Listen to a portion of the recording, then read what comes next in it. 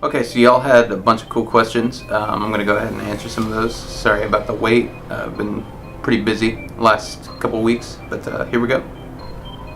Martin Stepan asks, are you going to remake the rest of Doom 2 soundtrack, or was the plan just to remake the first Doom? If I get some time, I will do IDDQD, which will be the follow-up to IDKFA. It'll be essentially Doom 2 remade. And again, these are just for fun. It's not like, it's when I have spare time. And right now, I'm extremely busy. I thought at the very first of the year I wasn't going to have a whole bunch on my plate, just enough to keep me kind of sustained, but a lot of stuff's coming on the plate. So, hopefully I'll start getting started on that maybe towards the end of this year. If not, next year. We'll see though. But it's still on my mind.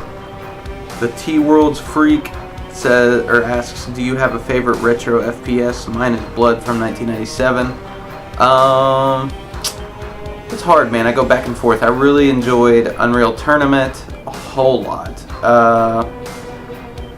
Quake, obviously. I've actually been going through that again with the Dark Places mod. That's a lot of fun. I'll see if I can put a link down in the description for that, because man, it's pretty cool looking. I really like it. Blood's a really good one. Duke 3D is a great one. I don't know if I have a favorite. I just bounce back and forth. So, yeah, how's that for non-answer? M. Luminoth asks, do you actually amp your guitars with a real amp and cab, or do you use software and reamping? I sometimes have used an amp, but most of the time it's software. I'll use Native Instruments guitar rig for a lot of stuff with guitar. There's also another one that I can't think of right now that I use sometimes, and it's only if I'm trying to match something. I'm sure I'll put something in the video saying what it was over this. But yeah, it's mainly two plugins that I use. And sometimes the LaPo stuff. LaPo's actually free plugins if you want to check those out, and they have their own free cab simulator. It's pretty cool. Every now and then I'll go over to that because there's a certain saturation that I like on the top end of their plugins. Dark Titan 3025 asks, what did you think of the new Doom game?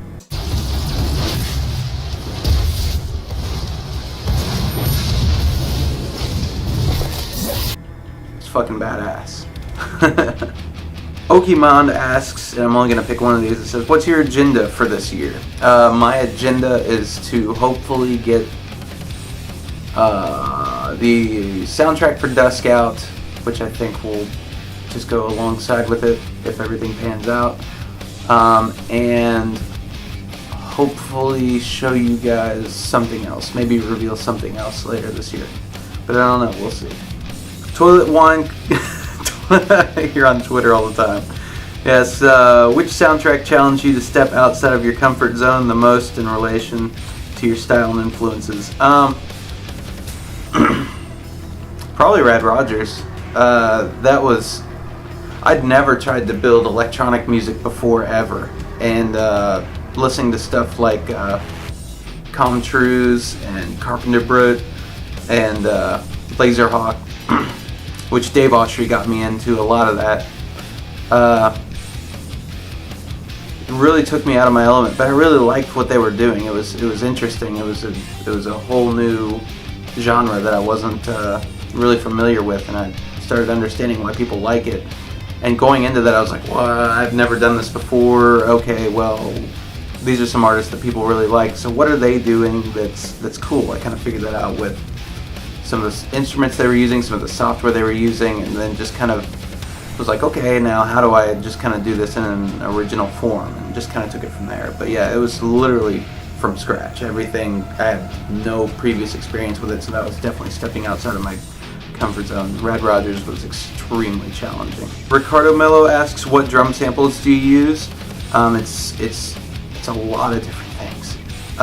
Sometimes it can be BFD3, sometimes it'll be any of Native Instruments drum libraries, which they've got a bunch. I never really pull from Steven Slate. A lot of people do that, but but they just don't seem to sit in the mix the way I want to a lot of times, or they don't seem appropriate. And Damage has some really cool stuff in there by Native Instruments that I actually like to blend over top of snares, like big, like explosion sounds that I like a blend over like snares or maybe a kick drum, something like that. You'll actually hear a lot of that in Dusk. Cats Gaming asks, when will Dusk be released? Nice try. Who asks, Endless is really fantastic. Are you going to upload the rest of the soundtrack somewhere after Dusk is released? And will it be free or paid? P.S. I love your work. Much love from France. Thank you. I probably will upload some of it to YouTube. I've got ideas for what I want to do, but we'll see if they pan out. It will be a paid soundtrack. There's a lot of work that went into it, and I'm hoping it does okay. I mean, it's really up to all y'all, and up to if I did my job. Grandmaster Gav86 asks, recently discovered your work. How are you not a multimillionaire already? I mean, I wish. Hey, maybe one day. Everything asks, will you try to recreate any of Doom 2016's tracks? No, it's really unique, and I mean, it's not old enough. It's not nostalgia to me. Like, it's a cool soundtrack, but it's, you know, I didn't grow up with it. You know what I mean? It's Doom was one of those things, and Quake. I don't know if y'all saw that video too. Doom and Quake were one of those things that I grew up with. It's just those songs are burned in my mind, and I was like, I don't know how to make maps, I don't know how to do anything. How can I give back to this community and doing something cool that might, you know, shake up the system per se? So I was just remade all those, and it just led from one thing to another. But yeah, no, Doom 2016 soundtrack's great. Just stands on its own. Mick did a great job. Is Dusk coming to PAX West, and will you be at PAX West? I don't know. I haven't talked to them about that. I'd really like to go. I need to go to more of these conventions. I'd like to meet a lot of you. It's just time right now, man. But hopefully in the future, maybe in the next coming months, I can kind of reorganize my life to where it's a little bit more streamlined, and I can make time to fly to some of these things and shake some hands and, you know, have some drinks with some of y'all. Hey, Matto asks, when are you going to stop making butt rock? Fuck you. And Morpher asks, how do you feel about producing and recording above 44.1? Essentially, like there's a big debate between going up in resolution and down in resolution, and I will tell you this. You can make your own decision, just kind of mess around with it for a while and see what you come to. I mix in 44.1, I just make sure that the bit rate's higher.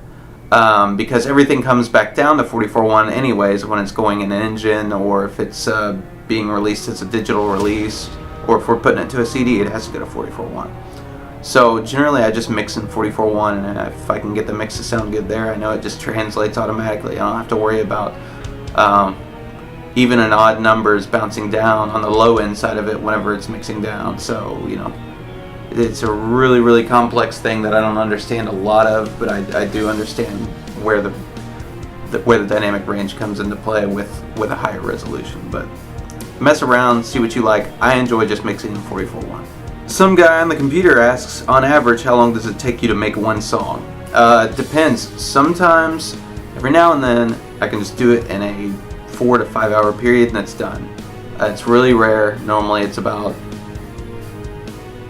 3 to 5 days of just getting a foundation, coming back, make some tweaks, come back, have another idea, put it down, come back, make some tweaks, come back, listen to the whole thing again, see if there's anything else you want to add that, make some tweaks to the overall mix, then do post effects on all the mix, bounce it down. Are you happy with it? Okay, cool, release. If not, go back, make some more tweaks. So it can be a week, sometimes 2, but generally a week is right around where it's at. Dimba's Lottum asks, and like I'm only gonna pick one of these from the questions on all these. I know you love to play CS:GO.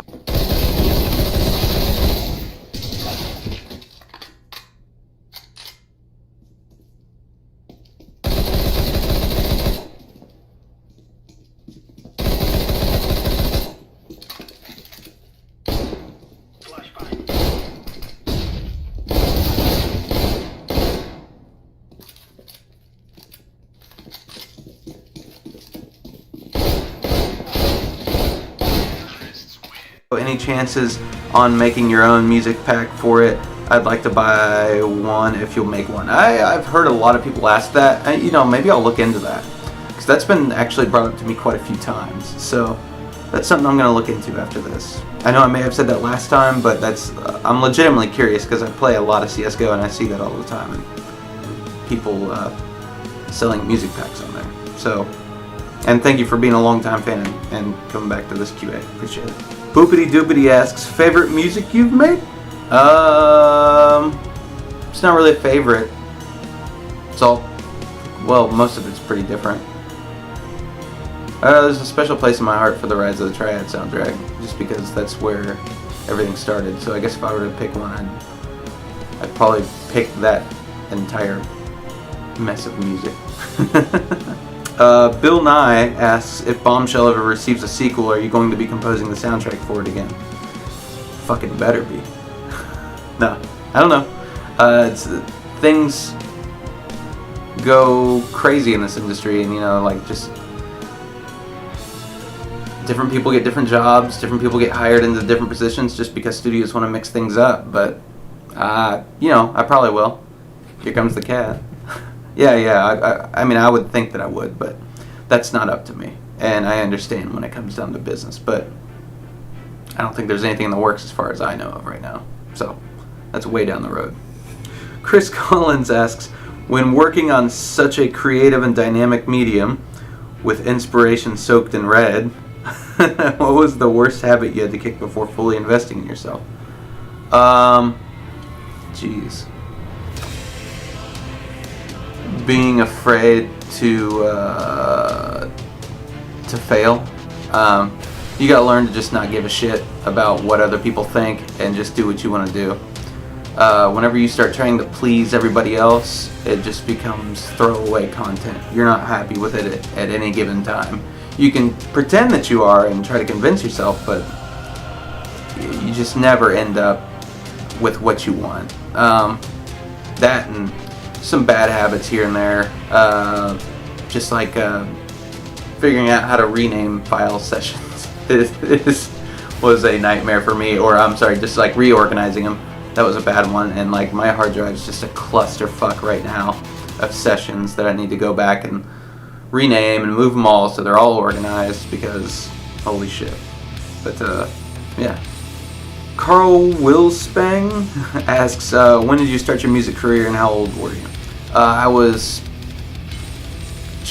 think I was 13 or 14 when my dad bought me my first guitar, and all I did for those first couple of years, because I didn't get along with a lot of people at school, I was kind of a little bit of an outsider, I would just go home and I'd put on like Metallica records, Slayer records, Anthrax, Megadeth, and like just learn them from back to front. And actually I think the first album that I learned all the way through was Master of Puppets. And just from learning the guitar and getting a little bit better, and I just started introducing myself to other musicians, and then that's how I became like a little bit more accepted in there. But that was when I started, and it's just kind of evolved from there. I just wanted to be in a band. Ora Infernal asks, thinking of doing any movie scores? I'd love to do some movie scores. It's all about how do I get a hold of these people, or who's gonna reach out to me, If you know somebody, let them know. But no, I don't think anything's on the plate right now, but I'd really like to. Just digital entertainment as a whole, like whether it be movies, games, whatever. If somebody's good at it and I can see that they have like a really good art direction, and it inspires me, yeah, I'd love to jump on. It's just one of those things where you have to pick and choose your battles, and nobody's calling me from the movies right now. I think I gotta work on AAA first. DPM asks, which guitars and which pickups do you use and why? Yeah, hopefully because it picked me up. Appreciate it. The guitars I use are mostly Schecters. I've got a Riot 5 bass here that I really like. It's kind of like their Rickenbacker ripoff thing. Sorry, Schecter. I've got a Blackjack 7-string that has coil taps built onto it. I also have a limited run baritone that I like to go back and forth to that's actually got a longer scale neck, and it's just been beaten to shit. But I really like the pickups in this one, and I want to see if I can put them in a couple of the others. But it's an SH4 and an SH2 by Seymour Duncan, which I think if you want to search it up on Google, it's called a JB. They're really hot pickups, or at least the bridge is, and it gives a lot of emphasis on your low end if you're sitting there just trying to kind of dig in and chug on the guitar, and they're really nice. And if you can get them coil tapped with a 4-lead wire, I believe is what they call it, do that, because the single coil section on them is really nice too. It doesn't sound like your typical coil tap that's like, okay, you've got the humbucker, now here's kind of a Strat. Like, it's pretty great. It's good stuff. I'd recommend checking it out and drop them in something that you have. Bathory. Again, I'm just going to select one of these. After many soundtracks, all are good as hell, to be honest. Thank you very much. Appreciate that. Which video game company would you like to participate in making game soundtracks? I would really like to work for Bethesda. They make games that definitely inspire me. Whether it be Elder Scrolls, whether it be Fallout, you know, and like, of course, id, like, when I say Bethesda, I mean like branches of Bethesda. So like id, like Doom, you know, Rage, Quake. I'd love to participate in those. Like, that's my wheelhouse. That was me growing up, was id games. I'd love to give a shot with them. I'd love to get a shot with them. But you know, we'll see. They're just down the street from me. There's a lot of cool people over there. But it's a matter of having your stuff shown to the right person, number one, and do you fit the job? And I've always understood that, and I've always understood that like in a professional manner. Sometimes I may not be right for the job with what they're looking for. Personally, me, I think Mick did a great job with Doom 2016. I'm not sure I would have taken it in that direction, but that's the direction that they wanted to take it in, and I thought it was badass. I thought it was awesome. So it all depends on, do they have something that I think I could fit for? And I'm getting a lot darker these days with my music, and I've always wanted to. I always feel like I've kind of been held back, but now I'm being allowed to get a little darker and a little grittier and a little heavier. So, you know, id games is my wheelhouse. I'd love to get a shot over there, but you know, we'll see. Hope so. Santiago Fernandez asks, do you want to remake Quake 1, 2, or 3 OSTs? No, not really. I did post up like about a week ago the original 9 Inch Nails theme for the first Quake, and that was fun to put together, because that, in my head, those mixes like that he did, like, it's like you can't recreate that, and that was just a challenge that I was like, the second that I said that to myself, it was like, listen to this, man, it just sounds crazy. You can't recreate this. I was like, okay, now I'm gonna try. It was a challenge, but the rest of that whole soundtrack is more ambient and moody, and that's not really something that needs to be recreated. Honestly, it sits on its own. It's its own thing. It's like it's not like taking a photo that's black and white and you know, turning it into color. It's like taking a photo that's black and white and then just adjusting the contrast. You know, like, it doesn't do a whole lot. So there's no real, no, not really. Quake 2 is a little different. I really like Quake 2, and Sasha's a great guy. I'd have to get his blessing before I'd want to do that.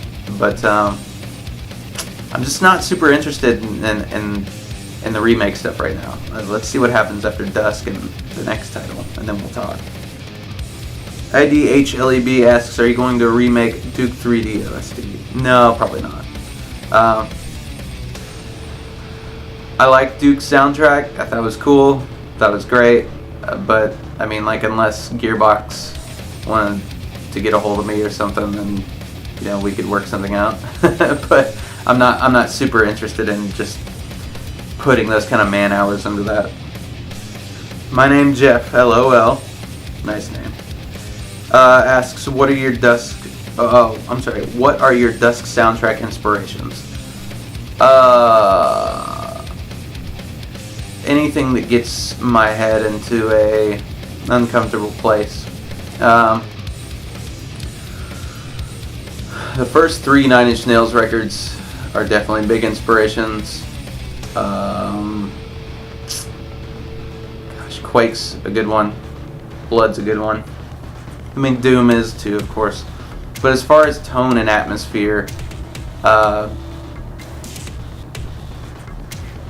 I'd have to go with the original Quake soundtrack's a big one. And those early Nine Inch Nails records, that really kind of seeps all over it. That and Typo Negative, oddly enough. Their influences have been creeping in and out of certain mixes that I've been making recently. So yeah, and sprinkle a little bit of Meshuggah on there. But yeah, that's most of them. Just kind of getting into a dark and uncomfortable place. Even though the game is retro FPS and it's like, you know, you got the scarecrow that's walking around with a shotgun. It's kind of goofy, but like still, the tone is there, like the original Quake. You can see it everywhere. It's just kind of painted in, hey, this game is about a bunch of guys with chainsaws running after you. That there's an infinite number of them. So don't take it too seriously, but have fun. I still want to paint that original Quake atmosphere, because that was what was so nostalgic for me, going back to Quake, because I was like, oh, I remember being scared of the soundtrack, so I'm just trying to kind of use that feeling into Dusk. That's it, that's the biggest one.